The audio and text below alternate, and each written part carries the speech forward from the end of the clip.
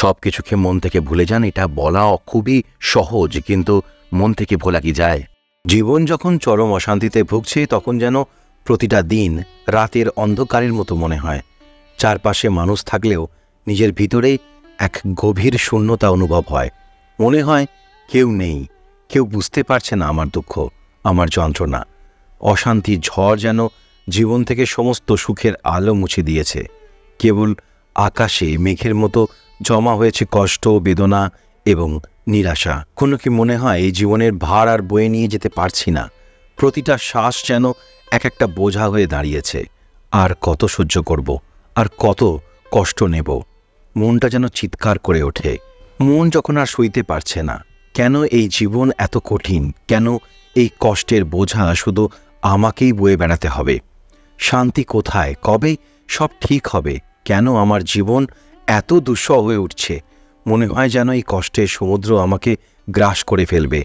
তবু আমি হাল ছাড়তে পারি না। প্রতিদিন নিয়ম করে এই 4টি মন্ত্রের মধ্যে কোনো একটি মন্ত্র বা 4টি মন্ত্রই পাঠ করতে পারেন, তাহলে এই অশান্তির মাঝে মা শারদা ও ঠাকুর শ্রী রামকৃষ্ণ দেবের কৃপালাভ করব আমরা। আমাদের সকল দুঃখ দূর করে দেবেন, আমাদের জীবনে নতুন আলো এনে দেবেন। এখনকার এই অন্ধকার সময়ে আমরা যেন সবকিছু হারিয়ে ফেলছি। চারপাশে শুধু হাহাকার, কষ্ট আর অসহায়ত্ব। আমরা দেখছি মানুষ মানুষের শত্রু হয়ে উঠছে।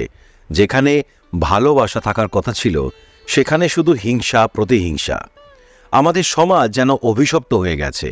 নিষ্পাপ মানুষেরা অত্যাচারিত হচ্ছে, লাঞ্ছিত হচ্ছে, আর আমরা অসহায়ভাবে তা দেখছি। এই পরিস্থিতিতে আমাদের প্রাণের চিৎকারে একটাই প্রার্থনা উঠে আসে, মা শারদা, ঠাকুর শ্রী রামকৃষ্ণ দেব, কৃপা করো, আমাদের এই অন্ধকার থেকে উদ্ধার করো। মনে পড়ে যায় সেই দিনগুলোর কথা যখন আমরা শান্তিতে ছিলাম।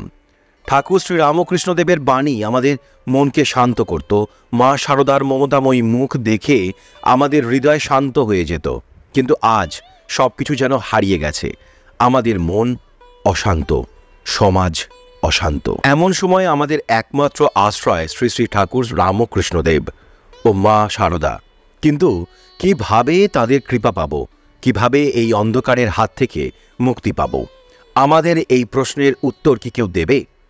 মা শারদা নিজেই বলেছেন, যখন খুব অন্ধকার হয়ে আসে তখনই আলোর প্রয়োজন হয়। আমরা সেই আলো চাই, যে আলো আমাদের মনকে শান্ত করবে, যে আলো আমাদের সমাজকে আবার শুদ্ধ করবে। এই কালো অন্ধকারের ভিতরে আমরা খুঁজে বের করব সেই পথ, যে পথ আমাদের ঠাকুরের কাছে নিয়ে যাবে, মা শারদার কোলের কাছে ফিরিয়ে নিয়ে যাবে। আমরা জানি একদিন সব কিছু শান্ত হবে, একদিন এই হিংসা, এই অরাজকতা শেষ হবে। কিন্তু কবে? সেই দিনটির অপেক্ষায় আমরা প্রহর গুনছি। মা ঠাকুর, কৃপা করো, আমাদের উদ্ধার করো। এই সমাজের কলুষিত মুখোশ যখন একদিন ভেঙে পড়বে তখন আবার শান্তি ফিরে আসবে, আবার মানবতা জাগ্রত হবে। কিন্তু সেই সময় পর্যন্ত আমরা কি শুধু অপেক্ষা করব? না, আমরা ঠাকুরের কৃপা প্রার্থনা করব, মা শারদার আশীর্বাদ চাইব, যেন এই অন্ধকার দিনগুলিরও একদিন অবসান হয়।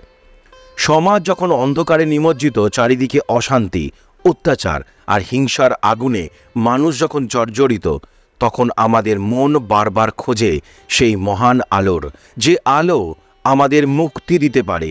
ঠাকুর শ্রী রামকৃষ্ণ দেব, মা শারদা এবং স্বামী বিবেকানন্দ এই অন্ধকার সময়ে আমাদের পথ দেখানোর জন্য যুগান্তকারী বাণী দিয়েছেন। তারা শিখিয়েছেন কিভাবে এই দুর্বিপাক থেকে মুক্তি পাওয়া সম্ভব, কিভাবে ঈশ্বরের কৃপা লাভ করে মানব জীবনকে আলোকিত করা যায়।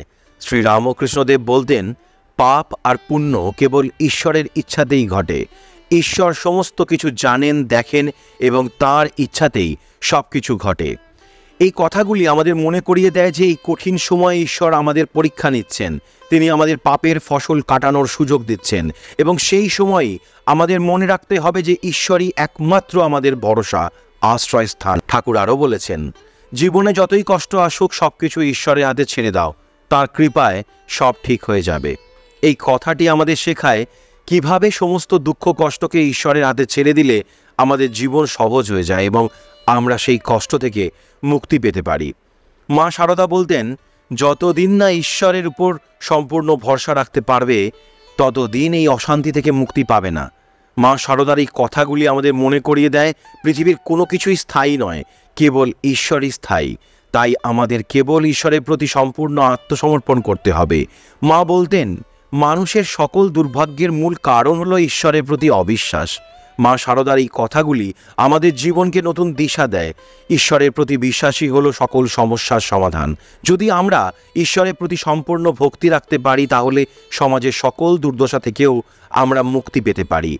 স্বামী বিবেকানন্দ বলতেন, তোমরা নিজেকে দুর্বল মনে করেছ, কিন্তু তোমাদের মধ্যে ঈশ্বরের শক্তি রয়েছে। সেই শক্তিকে জাগাও এবং দেখবে সব অন্ধকার দূর হয়ে যাবে। বিবেকানন্দের এই কথাগুলি আমাদের মনে করিয়ে দেয় আমাদের মধ্যে লুকিয়ে থাকা শক্তির কথা।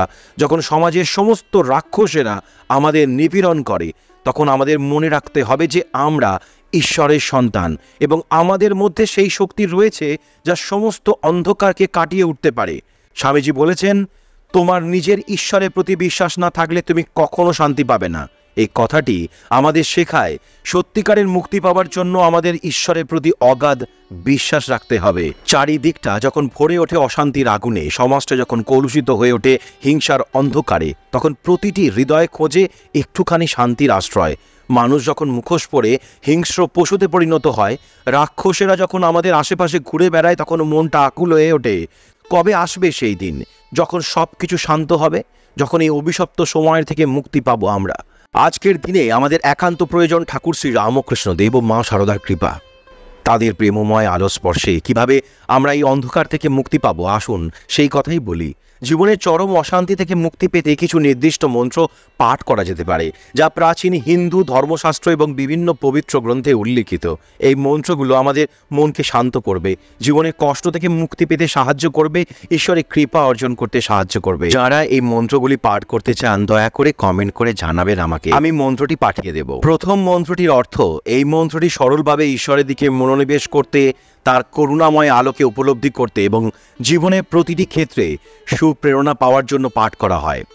এই মন্ত্র পাঠে শান্ত হয় মন এবং ভক্তি বৃদ্ধি পায়। দ্বিতীয় মন্ত্রে, এই মন্ত্রটি শিবকে উদ্দেশিত নিবেদিত, যা জীবন থেকে অশুভ প্রভাব এবং অশান্তি দূর করে, আধ্যাত্মিক শক্তি প্রদান করে। 3 নম্বর মন্ত্রটিতে ঠাকুর শ্রী রামকৃষ্ণের প্রতি নিবেদিত। এটি জপ করলে মানসিক অশান্তি দূর হয় এবং ঈশ্বরের কৃপালাভ করা যায়। চতুর্থ মন্ত্রটি মা শারদার প্রতি নিবেদিত। এই মন্ত্রের জপ জীবনে আর শান্তি, মঙ্গল, মানসিক স্থিরতা নিয়ে আসে। এই মন্ত্রগুলি প্রতিদিন সকালে বা সন্ধ্যায় পাঠ করতে পারেন। নিজের মনকে শান্ত করে এবং পুরো মনোযোগ সহকারে জপ করবেন। নিয়মিত এই মন্ত্র পাঠে জীবনের অশান্তি দূর হবে এবং ঈশ্বরের কৃপা লাভ করবেন। অশান্ত এই পৃথিবীতে যখন আমাদের চারপাশকে ডেকে ফেলে, তখন মনটা চিৎকার করে ওঠে, কোথায় পাবো একটু শান্তি, কোথায় সেই আলোর সন্ধান, যে আলোয় মুছে যাবে এই অন্ধকার? ঠাকুর শ্রী রামকৃষ্ণদেব আমাদের শিখিয়েছিলেন, এই মায়ার পৃথিবী তো অস্থায়ী, স্থায়ী কেবল ঈশ্বর। তাই এই কঠিন সময়েও যদি আমরা ঠাকুর ও মা শারদার প্রতি একাগ্র চিত্তে প্রার্থনা করি, যদি তাদের স্মরণ নিই, তাহলে এই অন্ধকার সময়ও আলোতে পূর্ণ হবে। ঠাকুর ও মা শারদার কৃপা লাভের জন্য কি করতে হবে? শ্রী রামকৃষ্ণদেব বলতেন, ঈশ্বরের কৃপা লাভ করতে হলে প্রথমে নিজেকে শুদ্ধ করতে হবে। এই শুদ্ধি শুধু বাহ্যিক নয়, আভ্যন্তরীণও। আমাদের মনকে পরিশুদ্ধ করতে হবে, অহংকার ত্যাগ করতে হবে, ভগবানের প্রতি একান্তভাবে আত্মসমর্পণ করতে হবে। ঠাকুর বলতেন, ঈশ্বরের জন্য যদি তুমি কাঁদো, তাহলে তিনি তোমার কাছে আসবেন। মা শারদা আমাদের বলতেন, ভগবান সবকিছুর উপরে, তার কৃপা পেলে সমস্ত দুঃখ মুছে যাবে।